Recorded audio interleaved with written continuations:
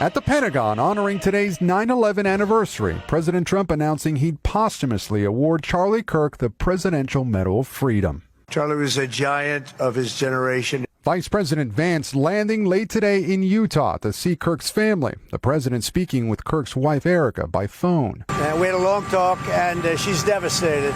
And suggesting he knows the motive. I have an indication, yeah, but we'll let you know about that later. The 31-year-old conservative star remembered tonight for rallying young voters and encouraging open debate, often taking questions from Democrats on campus. Do you think gun ownership is a privilege or a right? I think it is a privilege. That's where we disagree. Donald Trump Jr. was a close friend. He could just relate to people, even his biggest detractors. I mean, on a daily basis, Charlie Kirk gave them a platform to debate these ideas.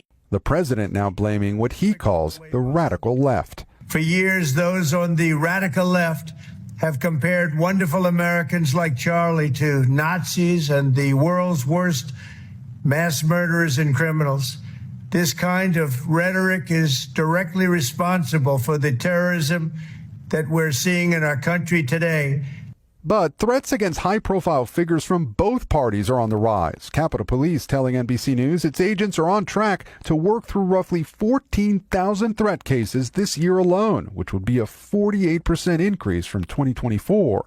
In just over a year, there have been 2 attempts on President Trump's life. A Democratic state lawmaker and her husband were murdered in Minnesota, and the residence of Pennsylvania Governor Josh Shapiro was firebombed. The assassination of Charlie Kirk risks an uncorking of political chaos and violence that we cannot risk in America. Just today, a string of threats forced several historically black colleges and the DNC headquarters to be locked down.